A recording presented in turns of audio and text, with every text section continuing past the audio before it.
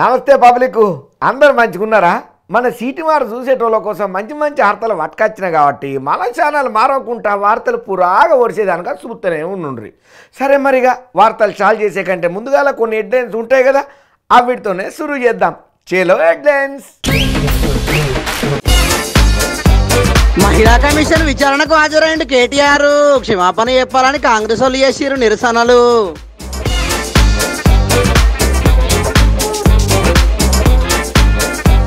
N Convention centre ను ఊలగొట్టిరు హైడ్రా అధికారులు. కబ్జాదారుల గుండెల్లో పరిగెత్తిస్తున్నారు రైళ్లు.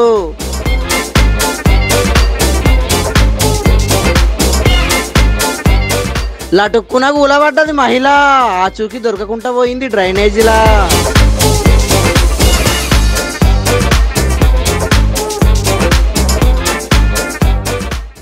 పురుగు వచ్చింది దోశల, భయం లేకుండా పోయింది తయారీదారుల్లా.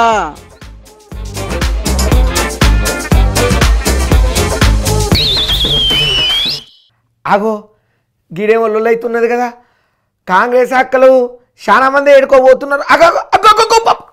పోలీసులు ఆపినా కూడా ఆగుతలేరు కదా. ఓవా ఏమైంది, ఏం లొల్లి? ఓ అక్కలు ఆగుండ్రు, అవ్వా ఆగుండ్రు, ఎందుకంత ఆవేశపడుతున్నారు? అగో అసలుకి ఆగుతలేరు. ఎట్లయితే అట్లా, మనకెందుకు? అసలు ఏమైందో కథ మనమే అడిగిపోయి చూద్దాం పాండ్రి.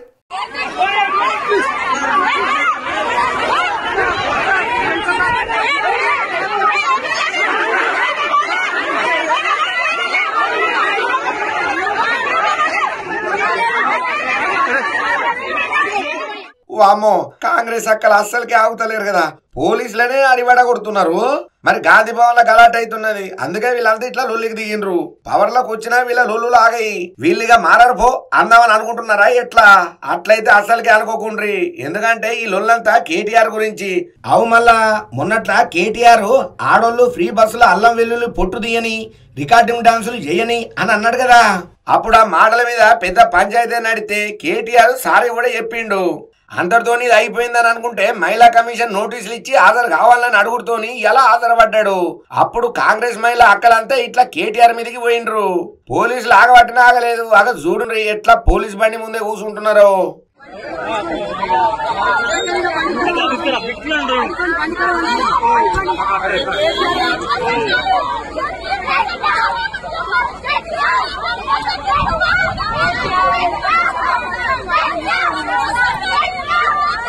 ఇక దీని మీద మాట్లాడిన కేటీఆర్ సారు, మేము కమిషన్ ముందు హాజరుపడేందుకు అత్తే గిట్ల చేసుడు కరెక్ట్ కాదని అన్నాడు.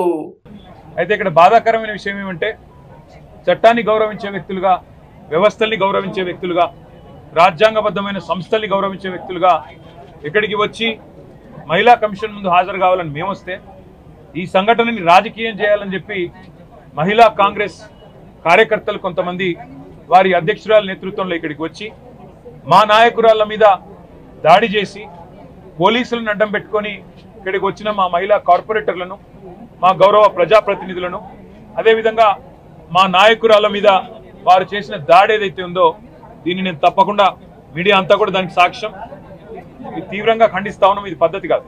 ఎందుకంటే మేము వచ్చింది ఒక సదుద్దేశంతో, రాజకీయాల్లో సంస్కారవంతంగా ఉండాలి, వ్యవస్థల్ని గౌరవించాలి, మహిళల్ని గౌరవించాలి, ఎవరమైనా ఒక పొరపాటు చేస్తే దాన్ని సరిదిద్దుకోవాలన్న ఉద్దేశంతో మేము వస్తే ఈ రకంగా వ్యవహరించడం అనేది మంచిది కాదు. అట్లనే కమిషన్ వాళ్ళ దగ్గర ఏం మాట్లాడిండో కూడా చెప్పుకొచ్చిండు. చెప్పిందల్లా ఒకటే, రాష్ట్రంలో షాద్ నగర్ లో ఒక దళిత మహిళ మీద అఘాయిత్యం జరిగింది, కొల్లాపూర్లో ఒక చెంచు మహిళ మీద అఘాయిత్యం జరిగింది, రాష్ట్రంలోని హాస్టళ్లలో చాలా మంది వసతి గృహాల్లో పిల్లల పరిస్థితి బాగాలేదు. ఇవన్నీ చెప్తుంటే చైర్మన్ గారు ఏమన్నారంటే, మళ్ళీ ఇంకో రూపంలో రండి, వస్తే నేను తప్పకుండా సమయం ఇస్తాను, ఆ రోజు మొత్తం చెప్పండి అన్నారు.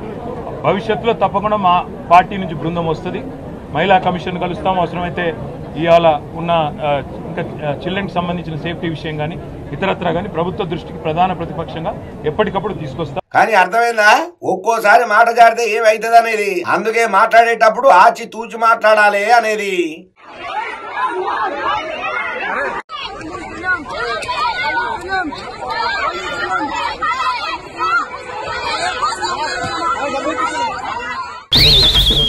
హైడ్రా ఏర్పాటు అయిన కాడి నుంచి హైదరాబాద్ చెరువులు కుంటలు నాలాలు కబ్జా పెట్టిన వాళ్ళు బిక్కు బిక్కుమనుకుంటా కాలం వెళ్ళ తీసే పరిస్థితి మోపయింది.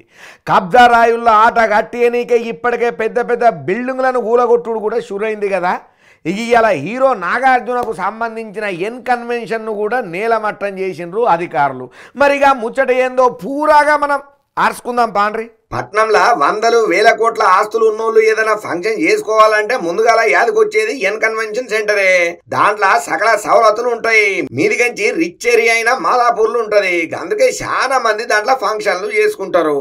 అసొంటి అందమైన ఎన్ కన్వెన్షన్ సెంటర్ నామ రూపాలు లేకుండా పోయింది. ఇవాళ పొద్దుటీలే హైడ్రా అధికారులు పోలీసుల బందోబస్తు నడమ దాన్ని కూలగొట్టిండ్రు. హైడ్రా ఏర్పాటు అయిన కాడి నుంచి చాలా మంది ఎన్ కన్వెన్షన్ సెంటర్ కూలగొట్టాల్సిందేనని చెప్పని అంటున్నారు.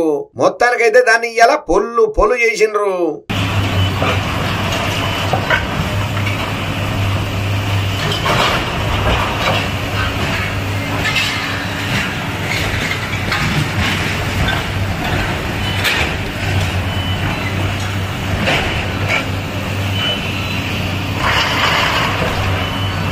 ఇక ఈ కూలగొట్టుడి మీద స్పందించిన హీరో నాగార్జున స్టే ఆర్డర్లు కోర్టు కేసులకు విరుద్ధంగా ఎన్ కన్వెన్షన్ ను కూలగొట్టుడు బాధాకరం. ఆ భూమి పట్టా భూమి, ఒక్క అంగుళం ట్యాంకు ప్లాన్ కూడా ఆక్రమణకు గురికాలేదు. ప్రైవేటు స్థలంలో నిర్మించిన భవనం ఇది. కూల్చివేత కోసం గతంలో ఇచ్చిన అక్రమ నోటీసు మీద స్టే ఉన్నది. కూల్చివేత తప్పుడు సమాచారంతోనే అయ్యింది. ఈ రోజు పొద్దుగాల కూల్చివేతకు ముందు మాకు ఎలాంటి నోటీసులు జారీ చేయలేదు. కేసు కోర్టులో ఉన్నప్పుడు ఇట్లా చేసుడు సరికాదు. చట్టాన్ని గౌరవించే పౌరుడిగా కోర్టు నాకు వ్యతిరేకంగా తీర్పునిస్తే కూల్చివేత నేనే నిర్వహించుండేటోడిని. అధికారులు చేసిన ఈ చట్ట విరుద్ధ చర్యలకు వ్యతిరేకంగా మేము న్యాయస్థానాన్ని ఆశ్రయిస్తాం. అక్కడ మాకు న్యాయం జరుగుతుందని చెప్పి ఆశిస్తుందని చెప్పి ఎక్స్ లా పోస్ట్ పెట్టిండు. ఇక అటు కూల్చేద్దామని హైకోర్టులో కేసు ఎత్తే కోర్టు కూడా కూల్చివేతల మీద స్టే విధించింది. కాకుంటే అప్పటికే ఎన్ కన్వెన్షన్ సెంటర్ మొత్తం నేలమట్టం అయ్యింది. ఇది ఇట్లుంటే నిన్న పొంగులేటి సీనన్న మాట్లాడుకుంటా వేదిక మీద నుంచి హైడ్రా అధికారి రంగనాథ్ గారిని ఆదేశిస్తున్నాను. ఈ ఇద్దరు మాజీ మంత్రులు అంటే ఒకరు ఇరిగేషన్ శాఖ మంత్రివర్యులు, రెండవ ఎంఐయుడి మంత్రివారు, వీరికి డబ్బాలు కొట్టే కొన్ని యూట్యూబులు వారికి సంబంధించిన సంస్థలు వ్యవస్థలు మీరు ఎంతమంది వస్తున్నారు అంతమందిని ఎంట పెట్టుకుని రంగనాథ్ గారు నేను ఇక్కడి నుంచి మిమ్మల్ని ఆదేశిస్తున్నాను. రేపు వెళ్తారా ఎల్లుండి వెళ్తారా వాళ్ళని ఒక కొత్త టేబు కొనుక్కొని రమ్మనండి.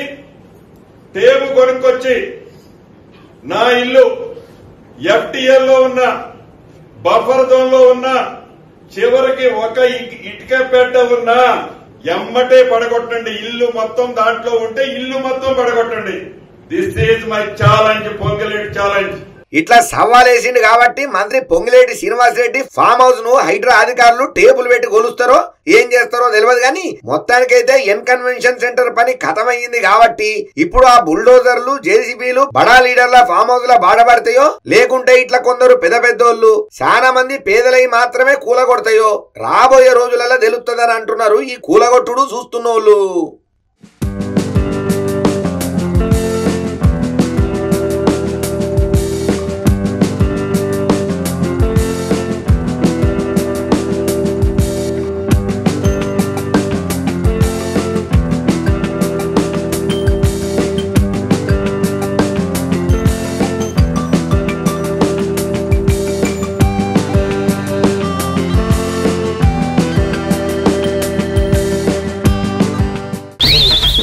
మోసపోయేటోళ్ళు ఉన్నంత కాలం మోసం చేసేటోళ్ళు పుట్టుకొస్తూనే ఉంటారు.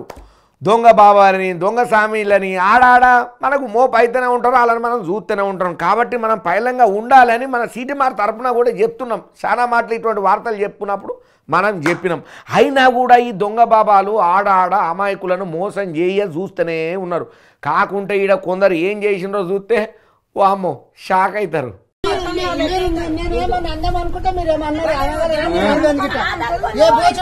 अल्लाह की चीज सुनो, अल्लाह की चीज ले दिए, सुनो अल्लाह की चीज ले दिए अम्मा तुमने.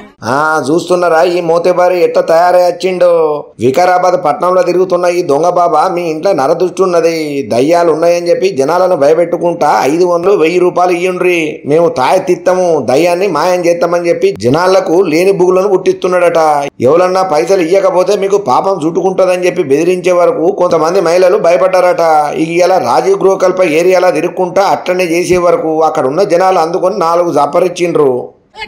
कलमा सुना तो देखिए ऐसा बदनाम मत कर कलमा सुना पहले देखिए बदनाम सुनने आ रहा है देखिए बदनाम मैं क्या बोल रहा हूँ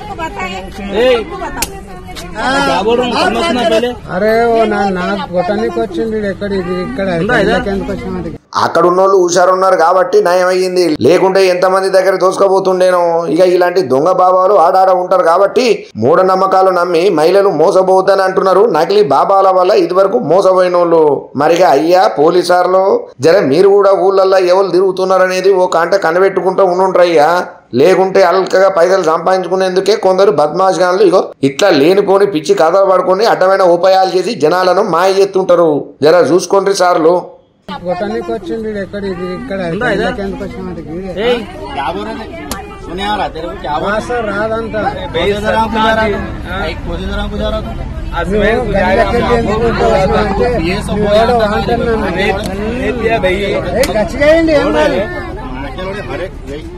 గిన్నె ఉంటుండే గిన్నె అనుకుంటే ఇల్లు అంతా తిరుగుతుంది. ఎందుకు వచ్చినారంటే ఏ నిమిషానికి ఏమి జరుగునో ఎవరు ఇంతదరు. ఈ పాటను ఏ గడియల వాడినరో ఎవరు రాసినరో తెలియదు, కానీ నిజంగా కూడా ఏ నిమిషానికో కాదు ఏ సెకండ్కు ఏం జరుగుతున్నదనేది కూడా ఎవరు ఊహించలేరు. కనురెప్ప మూసి తెరిచే లోపలనే ఎన్నో సంఘటనలు జరిగిపోతున్నాయి. ఇగో ఇదైతే పాపం మస్తు బాధ అనిపించే ముచ్చట. ఇది నేను చెప్పుడు నా నోటితో రాదు, కానీ మీరే చూడుండ్రి.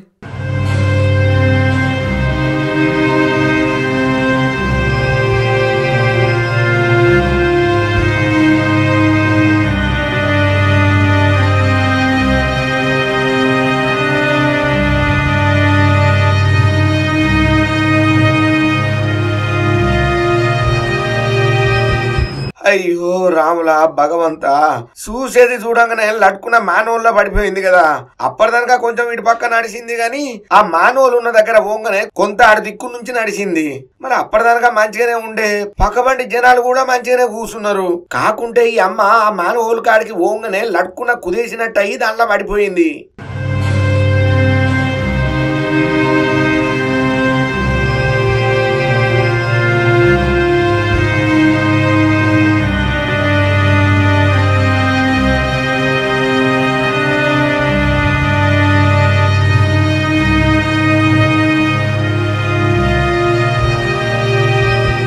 మరి ఇది మనగడ జరిగింది కాదు, మలేషియా రాజధాని కౌలాలంపూర్ లో జరిగింది. కాకుంటే ఆమె మాత్రం తెలుగు బిడ్డే. కుప్పం మున్సిపాలిటీ అనిమిగాని పల్లిలో ఉండే విజయలక్ష్మి అనే ఈ అమ్మ కొద్ది రోజుల కిందట మలేషియా రాజధాని కౌలాలంపూర్ కు పోయిందట.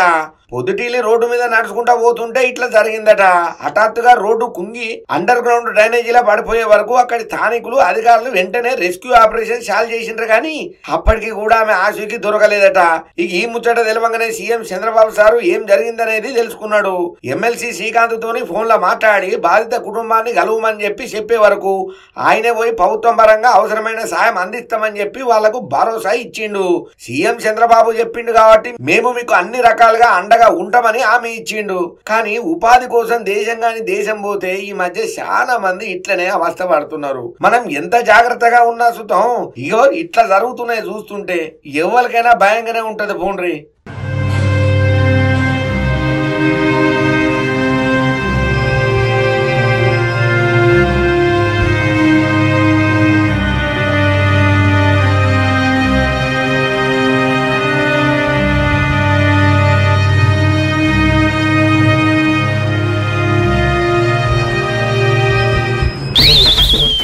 ఇవాళ రేపు బయట ఏమన్నా తిందామనంటే మస్తు భయమవుతున్నదిలా.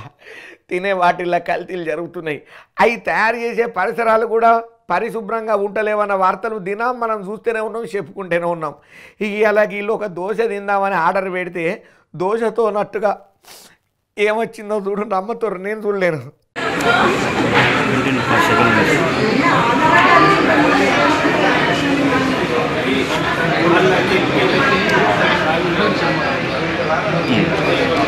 ఓ వాయమని ఏంది ఏదో చిన్న దోమనో ఈగనో కూడా కాదు కదా, ఏకంగా గంత పెద్ద బొద్దింక వచ్చిందనంటే దాన్ని తయారు చేస్తున్నారు, ఎంత జాగ్రత్తలు తీసుకుంటున్నారో దీన్ని బట్టి అర్థమవుతున్నది. మరి అసలు ముచ్చట ఏందో ఆ దోశను కొంచెం తిన్నోళ్ళే చెప్తున్నారు, మీరే నుండ్రి. ఇక్కడ హోటల్కి తిందామని వచ్చినాము, రాగానే ఆర్డర్ ఇచ్చినాము. ఆర్డర్ ఇచ్చిన తర్వాత ఆ దోశలో ఉన్నటువంటిది అంతా కూడా మీది వచ్చి ఆ దోశ తింటున్నటువంటి సమయంలో ఈ పురుగు నోట్ల కాడికి ఇట్లా వచ్చింది, కానీ ఇట్లా వస్తుందని అది పుచ్చుకుంటుంది. ఏందో ఇదని చెప్పేసి తీసి ఇక్కడ కింద పెట్టేసరికి అది ఇంకా అది పెండ పురుగు ఇక్కడ కనబడేసరికి ఇంకా నాకు భయం పెట్టింది. నాతో వెంటనే చెప్పి ఇట్లా అయిపోయింది అని పక్కన పెట్టేసి ఇలా ఎంట్రుకున్నది, అది తీసేసినాం. అయినాక ఇది కనబడ్డది. ఇందులో ఎంట్రుకు వస్తే తీసి నేను ఇక్కడ ఇట్లా అన్న తర్వాత సగం తిన్న తర్వాత ఇది ఇట్లా తీసి ఇట్లా పెట్టుకొని ఒక్కడ పెట్టుకునేసరికి ఇది పుచ్చుకుంది. అదేదో ఉంది కదా పుచ్చుకుంటే ఏంటని తీసి చూసేవరకు ఎప్పుడు ఎంత భయంకరంగా ఉంది చూడాలి. రేపు ఏమన్నా జరిగితే ఎవరు రెస్పాన్సిబిలిటీ? ఫుడ్ పాయిజన్ అయితే ఇది పుచ్చుకుంటే నేను తీసి కింద ఇన్నరా అప్పటికే కూరలో ఎంట్రుక వచ్చిందట, అయినా తీసి పక్కకు పెట్టి తింటుంటే మళ్ళా ఈ పురుగు వచ్చిందట. చేతికి గుచ్చుకున్నది కాబట్టి తీసి పక్కకు పెట్టింది, లేకుంటే ఆ కథ వేరే ఉండిపోండ్రి. హైదరాబాద్ ఫిర్జాదిగూడల మున్సిపల్ కార్పొరేషన్ లా వరంగల్ హైవే మెయిన్ రోడ్ మీద ఉన్న ఈ రాఘవేంద్ర హోటల్ లా జరిగింది. ఇది దోశతోనట్టుగా బొద్దింక కూడా మాడిపోయింది, అయినా కూడా దాన్ని చేసిన చెఫ్ మాత్రం చూసుకోలేదు. నేనేమన్నా తింటున్నా అనుకున్నాడో, లేకుంటే అది కూడా ఫ్రై అయింది కాబట్టి తిన్నా ఏం కాదనుకున్నాడో తెలియదు గాని మొత్తానికైతే తినేటోళ్లను మస్తు పరిశాన్ చేసిండ్రు. ఏందో ఏమో నుల్లా ఈ మధ్య బయట ఏం తిందాం అనుకున్నా 1-10 సార్లు ఆలోచించుకోవాల్సి వస్తున్నది. మరిగా పబ్లిక్ అత్యవసరమై బయట తినాల్సి వస్తే తప్ప ఏడబడితాడ తినకుండ్రి, జర జాగ్రత్తగా చూసుకోండి. ఏమంటున్నావు? సరేనా? తినే ఫుడ్ లో సారీ చెప్తే వెళ్ళిపోతారా చెప్పండి? రేపు నాకేమన్నా అయిందనుకో ఏంటి ఎవరు రెస్పాన్సిబిలిటీ? ఒకసారి ఆలోచించండి. నేను ఇట్లా ఇది ఇలా వచ్చింది, ఇట్లనే పెట్టుకున్నా. చెయ్యి గుచ్చుకున్నప్పుడు ఏంటని తీసి చూస్తే ఇగో ఇంత పెద్ద పురుగు. పెద్ద పెద్ద బిజినెస్ మ్యాన్లు రాజకీయ నాయకులకైతే క్షణం కూడా తీరిక ఉండదులా. గడిక కామ్నే గంటిక పురుసత్నాయి అన్నట్టు ఉంటారు. లీడర్లకేమో ప్రజల సమస్యలు తెలుసుకోనీకనే టైం సరిపోదు, అవి పరిష్కారం చేయనీకే అసలుకే టైం కుదరదు. ఇక బిజినెస్ మ్యాన్ల ముచ్చటకొస్తే వాళ్ళు చేసే దందాలు చూసుకునే వరకే టైం మొత్తం అయిపోతుంది, అస్సలే టైం ఉండదు. కానీ మహీంద్రా కంపెనీ ఓనర్ అయినటువంటి ఆనంద్ మహీంద్రా సార్ ఉన్నారు చూడు, ఆయన మాత్రం బిజినెస్ పనులతో పాటు ఎంత బిజీగా ఉన్నా కూడా సోషల్ మీడియాలో కూడా అంతే యాక్టివ్గా ఉంటుంటాడు. మరి ఇలా సోషల్ మీడియాలో పెట్టిన ఒక వీడియో మస్తు అనిపించినది. మరి దాని కథ ఏంది, దాని కమానీష్ ఏందో చెప్పొద్దు, చూడాలి.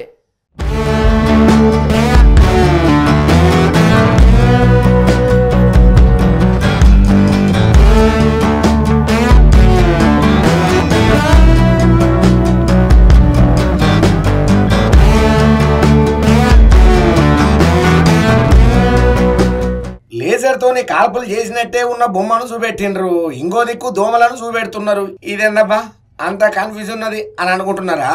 లేజర్ తోని షూట్ చేస్తున్న ఈ బొమ్మ ఏంటిది అనుకుంటున్నారు? దోమలు ఇంట్లో ఎక్కడన్నా దొరకబట్టి కథం పట్టించే రక్షణ కవచం అన్నట్టు. ఇంట్లో ఏ మూలకు దోమ ఉన్నా దాని అంతు చూసేటట్టు దీన్ని తయారు చేసిండట. చైనాలో ఉండే ఒక అన్న ఎలక్ట్రిక్ కార్ లో ఉండే రాడర్ ను తీసి కొంచెం మార్పులు చేర్పులు చేసి కొత్త తరిక పరికరాన్ని తయారు చేసిండు. ఇది ఆనంద్ మహీంద్రా సార్ కంట్ల పడే వరకు ఇది మస్తున్నదని చెప్పి సోషల్ మీడియాలో పెట్టిండు.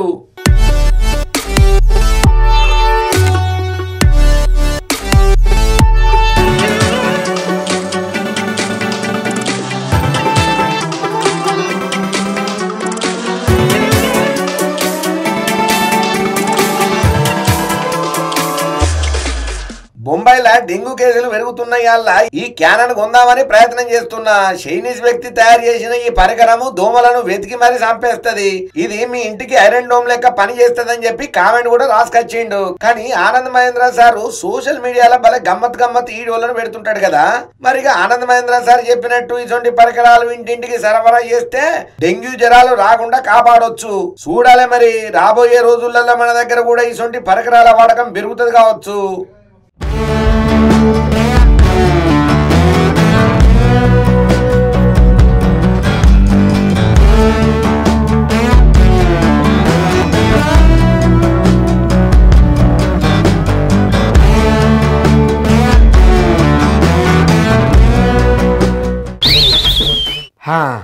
తెచ్చిన కాడికి వార్తలు మొత్తం చెప్పేసిన కాబట్టి మళ్ళొక పారి హెడ్లైన్ చూద్దాం. మహిళా కమిషన్ విచారణకు హాజరైండు కేటీఆర్. క్షమాపణ చెప్పాలని కాంగ్రెస్ వాళ్ళు చేసిరు నిరసనలు.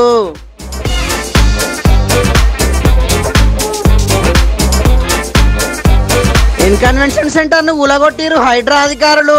కబ్జాదారుల గుండెల్లో పరిగెత్తిస్తున్నారు రైళ్లు.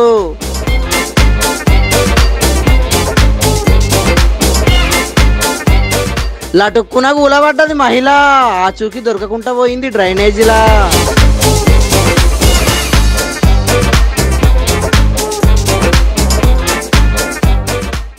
పురుగు వచ్చింది దోశలా. భయం లేకుండా పోయింది తయారీదారుల్లా.